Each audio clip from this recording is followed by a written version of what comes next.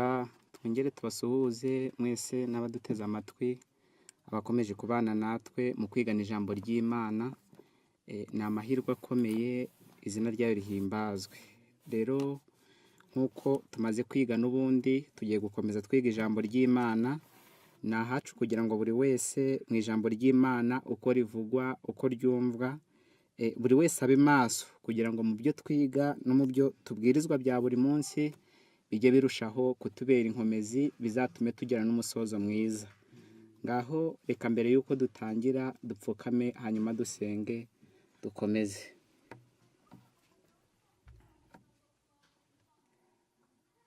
Turagushimye data wa twese uri mu ijuru, tugushimiye neza ubuntu n'imbabazi watugiriye, waraturinze uturindira aho tuba dutandukanye, uduhaye amahirwe nk'aya ngaya yo kugeza muri uyu munsi yo kwiga ijambo ryawe, izina ryawe rihimbazwe. Ubwo dukunda bimeze bityo, turi n'abanyabyaha, utubabara amafuti n'ibitubonekaho, utwejesha amaraso y'umwana wawe, duhimbaza izina ryawe. Waduhaye ijambo ryawe, uduhe kuba abanyakuri, uduhe komatana nawe by'ukuri, uzaturinde gusoza nabi, kandi ubwo tugiye gukomeza twiga abavuga n'abumva twese duhe umugisha wawe, ikiruta uzaduha amaherezo meza, tubikwatse mu izina rya Yesu.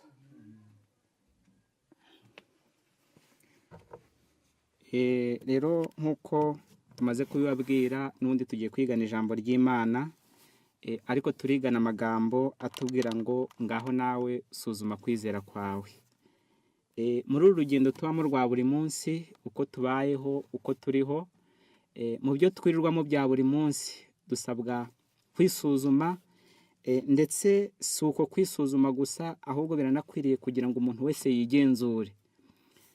Uko umuntu abaho no mu buzima busanzwe, hari igihe biba ngombwa ko hari ibyo usabwa kugira ngo byibura wimenye, ukamenya ngo kuba ibingibi bidatunganye nkwiriye kubikora ntya kugira ngo bibe bimeze neza. Mwenda muzabikurikirane no mu buzima busanzwe. Niyo umuntu agiye gusohoka mu nzu, kenshi na kenshi haba ubwo afashe n'indererwamo akireba, aba ari kugira ngo byibura amenye ngo burya hari ibikindiho bitakagombye kuba bikindiho. Niyo mpamvu no mu by'ijambo ry'Imana, mu rugendo rujya mu ijuru hari uko umuntu asabwa kuba ari, asabwa kwisuzuma kugira ngo nawe abeho afite ibyangombwa byose. Niyo mpamvu kubigira no kubimenya ni ingenzi ku mukristo wese watangiye inzira ijya mu ijuru. Mu gitabo turi butangiriremo ni igitabo cy'urwa kabiri rw'Abakorinto, mu gice cyaho ni icya 13, turasoma ku murongo wa 5. Baravuze ngo ngaho ni mwisuzuma ubwanyu, mumenye yuko mukiri mu byo twizera, kandi mwigerageze. Mbese ntimwimenya? Kandi ntimuzi yuko Yesu Kristo ari muri mwe, keretse ahari mubaye abagawa? Ariko niringiye yuko muzamenya ko twebweho tutari abagawa. Bavuze ijambo rikomeye umuntu wese asabwa gutekerezaho. Baravuze ngo ngaho ni mwisuzuma ubwanyu, mumenye yuko mukiri mu byo twizera. Ubwo hari ibyo wizeye, hari ibyo wahisemo kugira ngo wubakeho urufatiro rwawe, hari ibyo watoranije bitewe n'impamvu runaka, uravuga ngo reka nizere ibi ngibi. Ubwo uko kwizera kwawe ni naho insinzi yawe ishobora kuzakomoka, bitewe n'uko wizeye neza cyangwa ukizera nabi. Ariko iki cyo tujye tunagitindaho, tunakibazeho, kuko iyo umuntu yubatse kwizera nabi ajya asoreza habi, ariko iyo yubatse kwizera neza ajya asoreza mu byiza. Uku kwizera kugomba kugenzurwa, umuntu wese ku giti cye akamenya ngo kuba narizeye ntabwo napfuye guterura gusa, ntabwo napfuye kwemera gusa, ahubwo hari impamvu yatumye nizera. None baravuze ngo ngaho ni mwisuzuma ubwanyu, mumenye yuko mukiri mu byo twizera, kandi mwigerageze. Bongeyeho irindi jambo rikomeye, baravuga ngo nyuma yuko tumara kwizera, noneho nitwigerageze. Ese wakwibaza ngo akagahe ujya ugafata? Ugomba kwigerageza ukareba ngo mbese koko nkurikije ibyo nakiriye, nkurikije kwizera kwanjye, ese ukuri nakiriye ko nkumazemo igihe runaka, ese hari iterambere mu by'umwuka rijya rigeraho, hari iterambere mu by'umwuka njya ngeraho? Uko kwizera kumeze gutyo, uko kwigerageza kumeze gutyo, ni intambwe nziza ku mukristo yamubashisha guhagarara akagera ku ntera nziza akazagera n'umusozo mwiza. Hepfo barakomeje baravuze ngo ngaho nimwigerageze mbese ntimwimenya kandi ntimuzi yuko Yesu Kristo ari muri mwe. Ni amagambo akomeye kandi meza. Baratubwiye ngo mbese nta nubwo tujya twimenya ngo tunamenye yuko Yesu Kristo ari muri twe. Kugira ngo umuntu agere ku nsinzi, kugira ngo umuntu agere ku cyiza, ni intambara, ni urugendo, ariko ikikwiriye kuduhumuriza ni uko dukwiriye kumenya ngo burya Yesu Kristo ari muri twebwe. Uko kuba muri twe, uko kugendana nawe, uko kubana nawe, ibyo nibyo byatuma kwizera kwacu gukomera. Ariko iyo umuntu yiyumvisemo we ubwigenge bwe, akiyumvamo ko hari ukundi ameze, yakubaka nabi kandi ukwizera kwe ntabwo kwazatanga umusaruro. Ubwo hakenewe kwizera kuzima ariko kubakiye kuri Kristo. Hakenewe kwizera kuzima ariko gutanga umusaruro binyuze muri Kristo. Baravuze ngo impamvu dusabwa kugira kwizera kuzima nuko byatubashisha kugira umusozo mwiza, byatubashisha kubana n'Imana, byatubashisha kumva amasezerano y'Imana ari hafi yacu. Uko kwizera turagukeneye. Intambwe ya kabiri bavuze ngo ngaho kandi nimumara kwizera munigerageze. Ubu uko kwigerageza nako gukwiriye kuba mu mibereho yacu.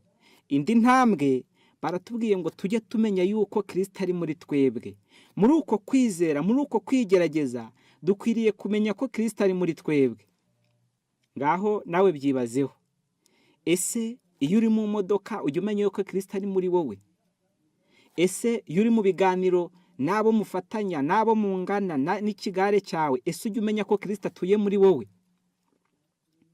Ese iyo uri mu mirimo yawe ujye umenya ngo Kristo acumbitse muri wowe? Ubwo ibyo byose bikwiriye kukwereka, bikaguhishurira, bikaguha n'intego nziza yo kumenya ngo burya Kristo kubera ari muri njyewe nkwiriye no kugira kwizera kuzima, ariko muri uko kwizera kuzima nkwiriye no kwigerageza kugira ngo ngere ku ntambwe nziza. None baratubwiye ngo mbese ntimwimenya kandi ntimuzi yuko Yesu Kristo ari muri mwe, keretse ahari mubaye abagawa, ariko niringiye yuko muzamenya ko twebweho tutarabagawa. Aya magambo Paulo yavugaga kwari ukugira ngo byibura abantu bose bajye bamenya ngo burya muri uru rugendo turimo, uko tubayeho, uko turiho, dukwiriye kwisuzuma, tukamenya ngo uko kwisuzuma kwacu ni intambwe nziza, ni urugendo, n'akayira umuntu akwiriye gucamo kugira ngo byibura azabone ubugingo buhoraho. Ariko uku kwizera kwacu uramutse ukubatse nabi, ntabwo bijyayo bigitangaza ko iyo umuntu yizeye nabi ajya asoreza no mu bwaka, n'ibyo ari iby'Imana akabihindura ibindi,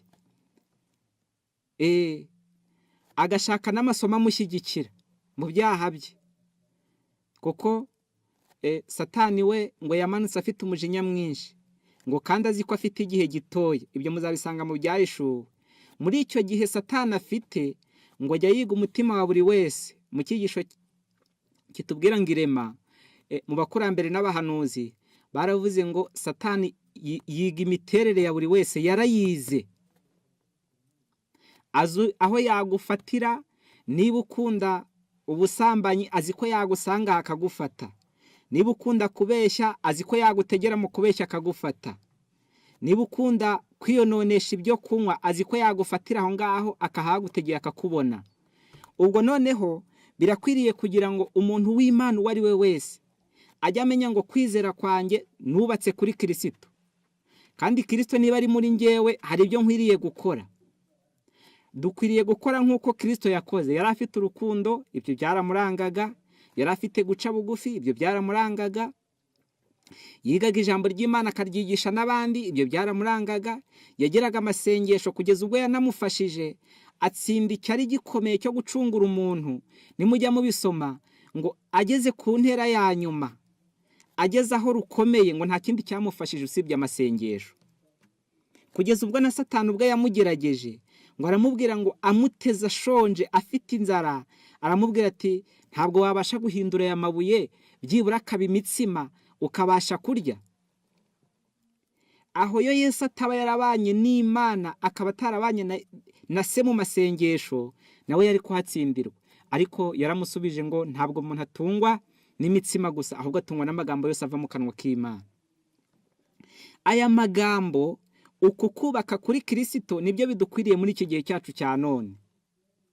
Namwe muzabikurikirane, ubu hariho kwizera kwinshi k'uburyo bwinshi, ndetse abantu bose bakaba bubatse bavuga ko bubatse kuri Kristo, ariko kubabe bikaba byarabaye ingume. Kwitwa abakristo tutari bo nta musaruro biduhaye, ahubwo kugira ngo tugere ku ntsinzi turasabwa kwitwa abakristo ariko turi bo. None waba umukristo ute? Nukubaka kuri Kristo. Uko kumwubakaho ukigerageza ukavuga ngo Kristo yagiraga urukundo, nanjye rukwiriye kumbamo. Kristo yicishaga bugufi, nanjye nkwiriye kuba mbifite. Yavuraga abantu akabahumuriza, akabereka aho bashobora gukirira ibyaha, nanjye nkwiriye kuba mbikora. Uwo ni umusaruro ukwiriye kuba ku bana b'Imana bitwa abakristo, kuko mu kwizera kwabo bakwiriye guhora bisuzuma bakareba ngo mbese ngewe naba narageze ku ruhe rwego nkurikije ukwizera kwanjye. Mu gitabo kimwe cy'ubutumwa bwatoranijwe, ni umuzingo wa mbere, bavuzeho amagambo mu byo dukwiriye gusuzuma, dukwiriye kwimenya. Baravuze ngo ni mu cyigisho kivuze ngo ni mwisuzume ubwanyu. Baravuze ngo ni ku ipaje yaho y'110, baravuze ngo nimusuzume imico yanyu iteye agahinda. Mu byo dukwiriye gusuzuma, ngo dukwiriye no gusuzuma imico yacu, ukamenya ngo mbese ko ndi umukobwa, mbese ko ndi umugabo, mbese ko ndi umugore, ko ndi urubyiruko, imico yanjye ihagaze ite? Niba nitwa umwana w'Imana koko, haba nitwa uwa Kristo, imico yanjye ihagaze gute? Ese aho iyo ntambutse ntabwo ko bashyize ku muhanda njya ngatwara? Ese niba ndi umwana mu rugo ibiceri byasagutse birajya bihaguma? Ese niba ndi umugabo mu rugo, ese ibyo mbwira umugore koko byaba ari ukuri? Iyo mico ngo nayo ikwiriye gusuzumwa. Ubu hariho ubukristo buhimbano, kugeza ubwo umuntu ajya abaho mu mico n'imiremerwe n'uko ateye n'uko ari, ariko agashaka guhisha ubwo ibye bikaba biri hirya, kugeza ubwo ahari abo yahuye nabo, abo yasuye bamubonamo ubunyangamugayo, bakamubona nk'umukristo, ariko yasubiriwe ibibazo bikavuka. Iyo ni imico mibi. Akaba ari umwana mu rugo iwabo yarabazambije, ariko abo yagendereye yagiye ku materaniro se bakamubona nk'umukristo mwiza. Oya, ntabwo ukwiriye kugira ubukristo bw'umunsi umwe, ahubwo ubukristo bukwiriye kuba mu mutima, ukamenya ngo kuko twubatswe ku rufatiro rw'intumwa n'abahanuzi, ariko Yesu Kristo niwe bikomeza imfuruka. Uko kubaka kuri Kristo byatuma umugabo bamuzima, byatuma umugore bamuzima, byatuma umwana bamuzima, akagira kwizera kuzima, akaba hashyitse, ashimwa n'Imana n'abantu. None baratubwiye ngo dukwiriye gusuzuma imico yacu, ariko bongeyeho ijambo rivuze ngo kandi iyo mico dukwiriye gusuzuma inateye agahinda. Jya ubyibaza nawe, mbese mu mico bari kuvuga iteye agahinda nge nawe ntabwo twaba turimo? Hepfo baravuze ngo ngaho nimusuzume imico yanyu iteye agahinda, musuzume imigambi. Imigambi yawe ikwiriye gusuzumwa, ukareba ngo mbese mu bucuruzi ndi gupanga, ese mu gutera imbere kwanjye nta kuriganya kwaba kurimo? Kuko hari igihe ujya uhura n'abandi, ahari uri umucuruzi, hari ibyo ukora se mu buzima busanzwe, barangiza bakakubwira ati ntago byashoboka ko ucuruza ariko utibye. Oya, byashoboka ko wacuruza utibye kandi ukunguka. Wakunguka make ariko ugatera imbere. None baratubwiye ngo nidusuzume n'imigambi. Ese iyo migambi yacu, ese ibyo bitekerezo byacu, natwe tujye tumenya ko dutunze Kristo muri twebwe? None baratubwiye ngo nidusuzume imico, nirangiza dusuzume n'imigambi. Hepfo baravuze ngo dusuzume n'ibitekerezo. Ibitekerezo byacu bikwiriye gusuzumwa, ukamenya ngo mbese ko ndi umuntu w'Imana, Yesu Kristo akaba atuye muri njyewe, none naba mpagaze nte? Ubwo ibitekerezo byawe jya ubishyira ku munzani, ubisuzumisha ijambo ry'Imana, urebe aho wubatse, urebe ku kwizera kwawe, uvuge ngo mbese uku kwizera kwanjye kwazatuma ngera mu bikari byo mu ijuru. hepfo barakomeje baravuze ngo ngaho nimusuzume n'amagambo. Suzuma amagambo uvuga, jya wishyira ku munzani uvuge ngo mbese niba ndi umubyeyi nkaba nirirwana n'abana mu rugo, nkaba mfite abaturanyi, njya nirirwa byibura mvuze amagambo, ariko se mu yo mvuga haba harimo gukiranuka? Kuko hari igihe uca hino ugatuka umwana, wagaruka ukavuga umuvandimwe, wagaruka ukavuga umuturanyi. Iyo mico, iyo miterere, ayo magambo ntabwo yazatuma uhinguka mu bikari byo mu ijuru. None baratubwiye ngo ngaho nidusuzume n'amagambo yacu. Jya wigenzura musore, jya wigenzura nkumi, urebe ibiganiro byawe. Ubuho byaroroshye, nta nubwo amagambo ari umuntu abwirana n'undi gusa, ahubwo kuko n'ikoranabuhanga ryaje, hari igihe umuntu ajya yifata akandikirana n'undi mesaje, ariko izo mesaje zikaba zirimo gukoza Imana isoni, nawe ubwawe ukaba ukozwe n'isoni. Ayo ni amagambo. Ngo ibyo byose dukwiriye kubisuzuma, ukamenya ngo haba mu byo nandika, haba mu byo mvuga, haba mu byo nirirwamo, ayo magambo yose akwiriye gusuzumwa, ugashyira ku munzani, ujye wigerageza umenye ngo mbese Yesu Kristo yaba atuye muri njyewe. Hepfo baravuze ngo dusuzume n'amagambo, dusuzume n'ibyifuzo. Ngaho reka twibaze, ese ujya wifuza ibyiza? Ese muri ibyo byiza wifuza kugeraho, ese ujya wumva ubyifuje ariko nta kuriganya kujemo? None baratubwiye ngo dusuzume n'ibyifuzo byacu.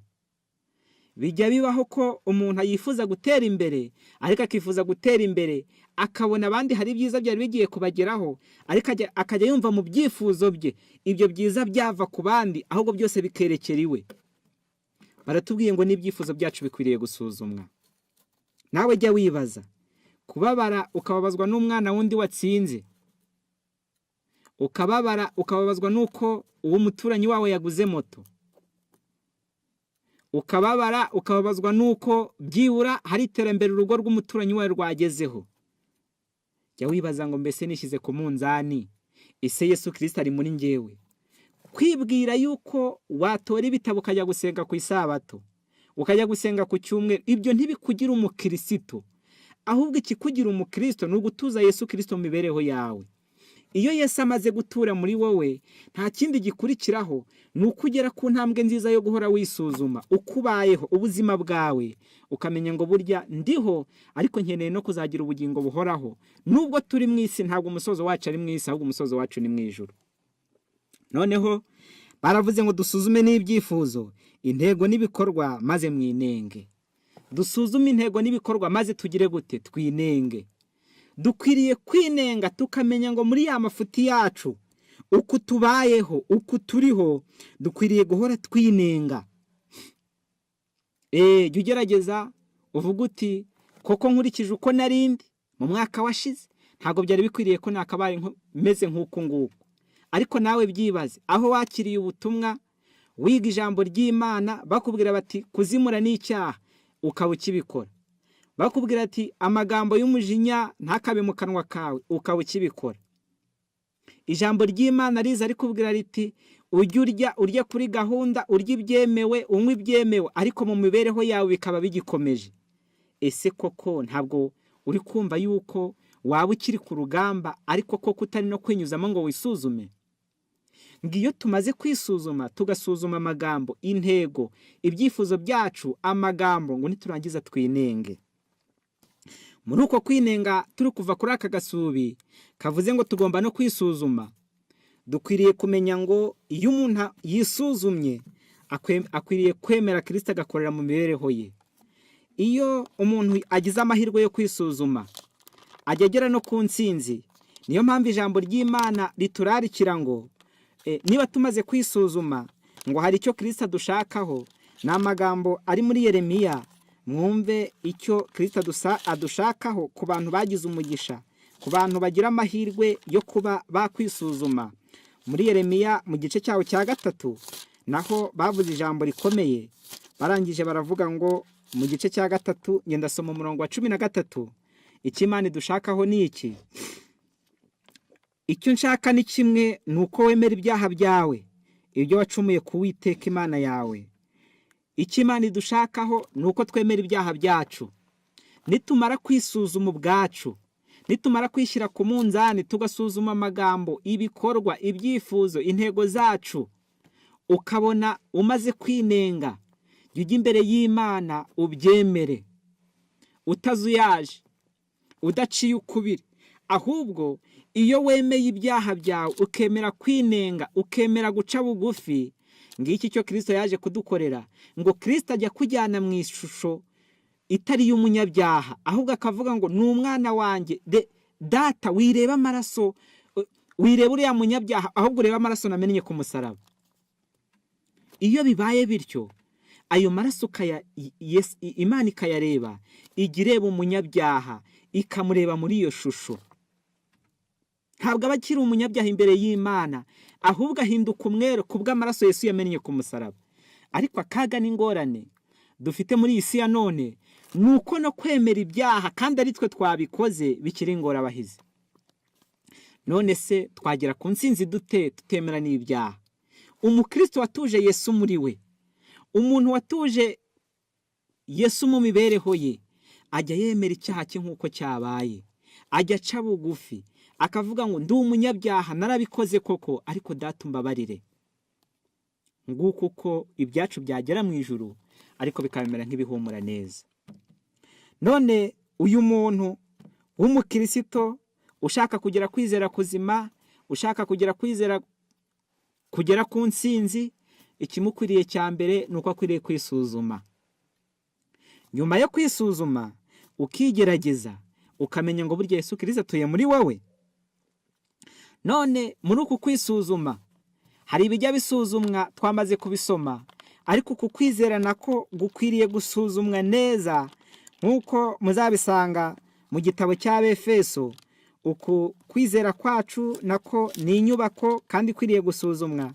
Mu gitabo cy'Abefeso igice cyaho ni icya 2, ndasoma ku murongo waho wa 20. Baravuze ngo kuko mwubatswe ku rufatiro rw'intumwa n'abahanuzi, ariko Yesu Kristo niwe buye rikomeza imfuruka. Muri we inzu yose iteranijwe neza irakura, ngo ibe urusengero rwera mu Mwami Yesu. Muri we namwe mwubakanwa kugira ngo mube inzu yo kubabwamo n'Imana mu mwuka. Ni amagambo meza, ni amagambo akwiriye kwitabwaho.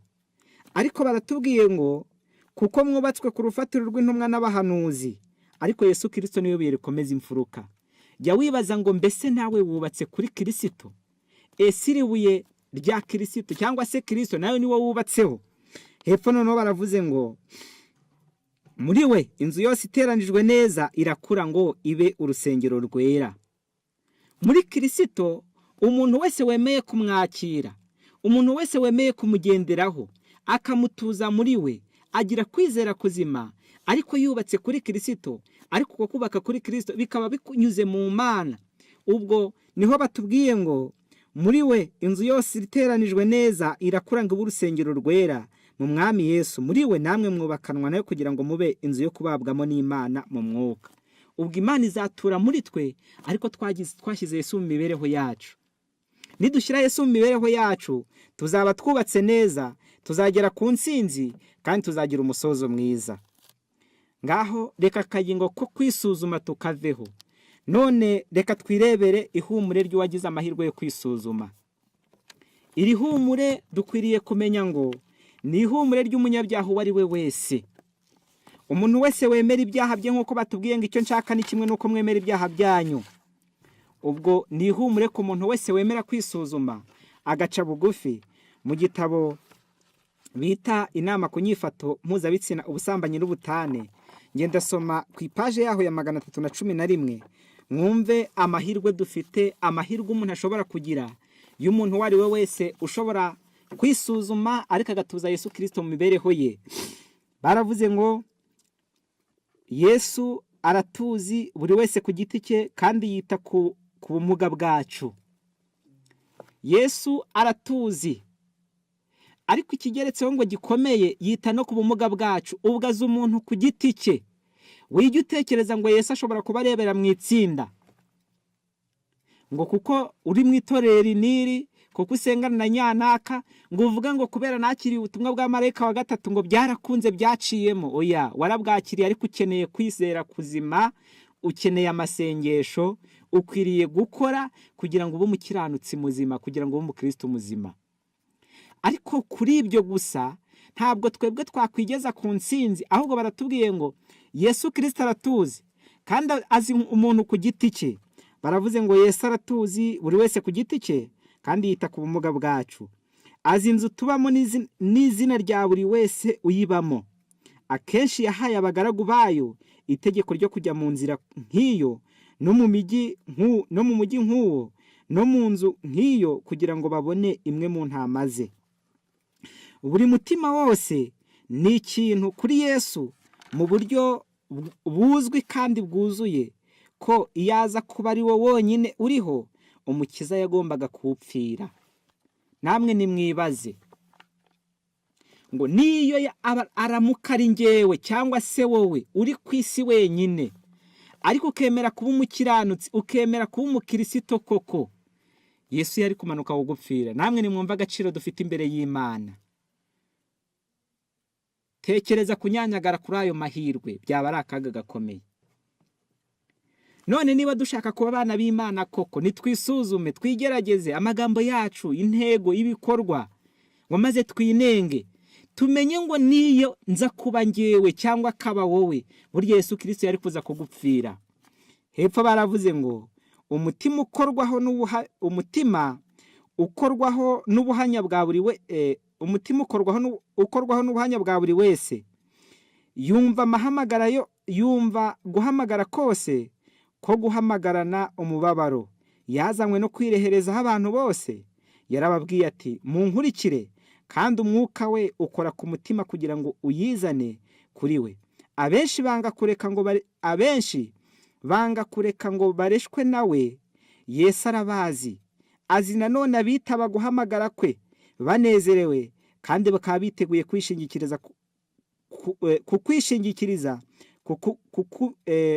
kubitaho kwe. Hepfo aravuze ngo arababwira ati intama zanjye zumva ijwi ryanjye, nzi intama zanjye kandi nazo zirankurikira. Yita byitondeye kuri buri ntama yo muri zo, nkaho adafite indi ntama ku isi. Yesu Kristo ngo yita kuri buri ntama, yita kuri buri mwana w'Imana uwo ari we wese, ngo nkaho ari uri mu isi wenyine. Jya wisuzuma rero umenye ngo mbese niba Kristo yita kuri buri ntama, akaba yita kuri buri wese, ngewe naba mpagaze nte?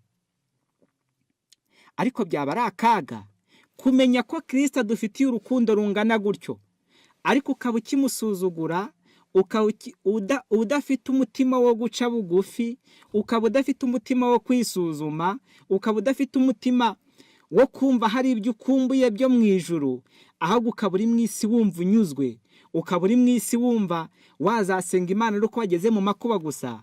Aho nta nsinzi ihari, nta kindi gihari, ahubwo dukeneye Yesu nk'umwami, dukeneye Yesu nk'umucunguzi wacu, dukeneye Yesu nk'uko atwitaho. Nawe tukamenya ngo burya ibyo dukora byo kumva ko dukora ibitandukanye n'ibyo dushakaho, ngo burya tuba turi kumusubiza ku musaraba. Hepfo barakomeje baravuze ngo Yesu azi ibigenda biba kuri buri wese. Muvuge muti ndi umunyabyaha rw'imbi. Birashoboka, ariko ibyanyu birushijeho cyane guca intege. Niko muba murushijeho gukenera Yesu cyane. Nta muntu n'umwe yigera heza mu gihe amusanze abogoza amarira kandi afite umutima umenetse. Nta muntu Kristo ajya yigera heza ngo igihe amusanze abogoza amarira. Ijambo ry'Imana ryatubwiye ngo icyo nshaka nuko mwemera ibyaha byanyu. Iyo umuntu agize amahirwe yo kwemera ibyaha bye, akumva ababajwe n'icyaha, agaca bugufi agasanga Imana, baratubwiye ngo burya ntabwo Kristo ashobora kuguheza, ngo ahubwo ajya aca bugufi akakwakira nk'umwana we ufite umutima umenetse. Iri jambo reka ndisubiremo. Baravuze ngo Yesu azi ibigenda biba kuri buri wese. Muvuge muti ndi umunyabyaha rw'imbi. Birashoboka, ariko uko ibyanyu birushijeho cyane guca intege, niko bamurushijeho gukenera Yesu cyane. Nta muntu n'umwe we yigera heza mu gihe amusanze abogoza amarira kandi afite umutima umenetse. Nta muntu yigera abwira icyo agomba guhishura ku bwawe. Umutima uhinda umushyitsi awutera akanyabugabo, ababarira ku buntu abantu bose bamushakiraho imbabazi no kuzahurwa. Namwe nimwumve ngo Yesu ababarira umuntu wese umushakaho imbabazi kandi akanamuzahura, ngo ajya guteramo akanyabugabo. Nawe jya utekereza, Satani hari igihe aza n'umutima w'ubugagara akaza akakwibutsa ibyaha byawe byahashize, ukajya ubona ntacyo uri gukora. Bijya binabaho Satani akagusanga akagucungira aho ucitse intege, akaza akakwereka ibyaha byawe, ko ejo waguye muri iki, ejo bundi ko wari uri muri iki, ko wihannye mu minsi ishize ukaba wagisubiyemo, uri kwirurwana n'iki, kugeza ubwo bamwe na bamwe bashidikanya imbabazi z'Imana, bakagira ngo Imana ifite kamere nk'iyacu, yajya no gusenga yatekereza ibyaha bye akabyihorera akavuga ati ubundi ndi gukirana n'iki. Oya, ahubwo ngo Yesu ajya gusubizamo akanyabugabo bimusanze. Hepfo noneho baravuze ngo Kristo yagombaga kuba yarategetse abamarayika bo mu ijuru gusuka kuri iyi si yacu igikombe cy'umujinya we kugira ngo arimbure abanga Imana.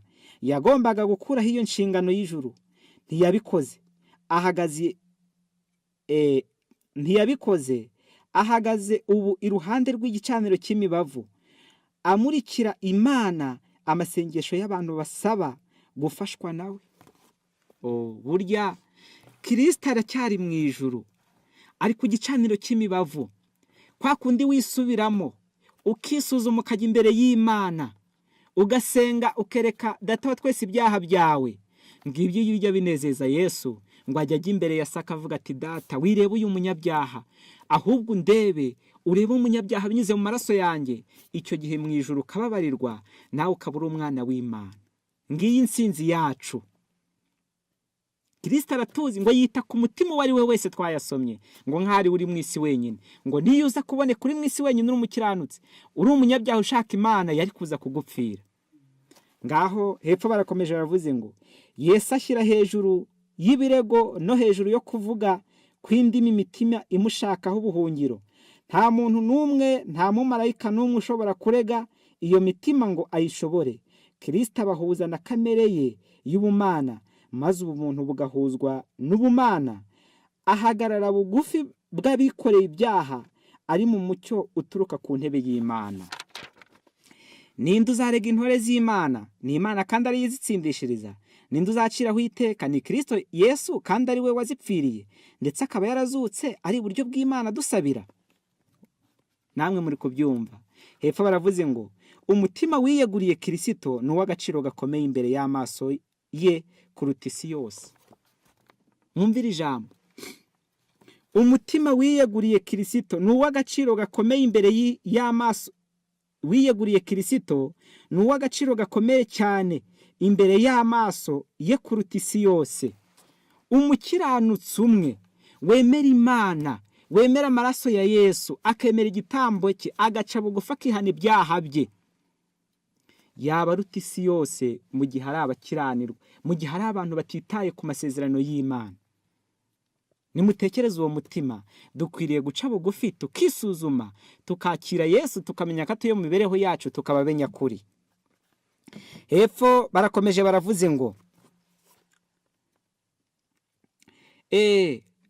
kugira ngo akize umuntu umwe azabe mu bwami bwe, byabaye ngombwa ko amukiza anyura mu mubabaro w'Ikaruvari. Ntabwo azigera na rimwe atererana umutima uwo yapfiriye, uretse gusa abamukurikiye nibahitamo kumuvaho, azabagundira abakomeze. Yesu azatugundira dukomeze. Yesu azaba ari hafi yacu. Yesu aradufite kandi adufite ku mutima. Igihe cyose twemera guca bugufi, igihe cyose twemera kwisuzuma, Yesu ari hafi yacu. Twerekeza ku musozo. Baravuze ngo mu bigeragezo byacu dufite umuhagarikizi utigera aduhemukira na rimwe. Ntabwo atureka twenyine ngo turwane n'ibishuko, ngo turwane n'ikibi turi twenyine, kugira ngo dushenjagurwe n'amaganya n'umubabaro. Nubwo abahishwa amaso y'abapfa, ijwi rye rigera muri twe binyuze mu kwizera. Ntimutinye, ndiho. Nari narapfuye ariko none ndiho, uko ibihe bihaye ibindi. namenye intambara murwana, nanyuze mu bishuko muhura nabyo, nzi amarira yanyu kuko nanjye nayarize, nzi imibabaro y'imbere itumvwa n'amatwi ya kimuntu. Ntimugatekereze ko mwatereranywe maze ngo mubure uwo kubahumuriza. Ndetse n'ubwo umubabaro wanyu waba utagira umugozi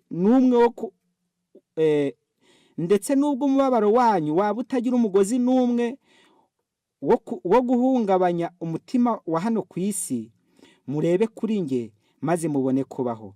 Nubwo imisozi yakurwaho, udusozi tugahungabana, ineza yanjye nkugirira ntizacogora, kandi isezerano ryanjye ry'amahoro ntabwo rizahungabana, niko Uwiteka akugirira ibamba avuga.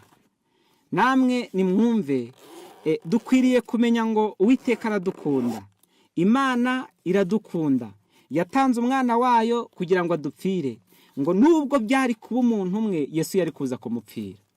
None reka twishyire mu bwishingizi bw'Imana. Reka tujye tumenya ngo dukwiriye kwisuzuma, dukwiriye guhitamo ibyatugirira akamaro, dukwiriye kuba abantu bazima bafite imibereho yejejwe, dukwiriye kumenya ko Yesu Kristo atuye muri twe, ngo kereka hari tubaye abagawa. Ariko ntabwo dukwiriye kubarirwa mu itsinda ry'abagawa, ahubwo dukwiriye kubarirwa mu bwoko bw'Imana. Pawulo yavuze ijambo rikomeye, ni amagambo meza mu rwa kabiri rwa Timoteyo. Natwe dukwiriye kuvuga mu gihe turi hano ku isi. Dukwiriye gusuzuma kwizera kwacu, buri wese agasuzuma kwizera ku giti cye, akamenya ngo mbese Yesu ko atuye muri nge, amagambo yanjye, ibyifuzo byanjye, ibikorwa byanjye, intego zanjye, ese bihesha Imana icyubahiro? Niba Yesu atuye muri twe, dukwiriye kuba abana b'Imana koko. Niba Yesu atuye muri twe, dukwiriye kumuhesha icyubahiro. Muri buri sezerano ryose tujye twumva ko dufite Imana. Niyo mpamvu Pawulo we yavuze ijambo rikomeye mu rwa kabiri rwa Timoteyo. Aravuga ngo kuko ngewe maze kumera nk'ibisukwa ku gicaniro, igice cya 4 umurongo wa 6, kuko ngewe maze kumera nk'ibisukwa ku gicaniro, igihe cyo kugenda kwanjye gisohoye, narwanye intambara nziza, narangije urugendo, narinze ibyo kwizera, ibisigaye mbikiye ikamba ryo gukiranuka, iry'umucamanza utabera azampa kuri urya munsi, ngo nyamara si nge njyenyine, ahubwo n'abakunze kuzaboneka kwe bose. Reka tujye twibaza ngo mbese natwe hari ibyo tuzamurikira Imana. Imibereho yacu, kumwe twitwa abakristo, dukwiriye kuba abakristo bashyitse, dukwiriye kuba abantu b'Imana bemeye kuyoboka inzira y'Imana, dukwiriye kuba abantu b'Imana bemera kugengwa nayo. Imibereho yacu, ubuzima bwacu ntabwo byabaho turamutse tutafitanye isano nzima na Kristo. Kumwiyegurira, kumva ko ibyacu byabarirwa binyuze mu gitambo cye, nibyo byaduhesha amahoro. Ngaho reka natwe tuzavuge nk'iri jambo ngo twarwanye intambara nziza, twarangije urugendo, ariko twarinze ibyo kwizera, ibisigaye tubikiye ikamba ryo gukiranuka. Reka natwe aya masezerano aba yacu, tumenye ko Yesu ari hafi yacu, mu mibabaro yacu, mu ngorane zacu, Yesu ari hafi yacu kugira ngo natwe yongere kuduhuza n'Imana. Reka icyo gitambo tukemere, kandi twemere kwisuzuma, bizatume tugira umusozo mwiza. Imana itwambike iyo mbaraga mu izina rya Yesu. Amen.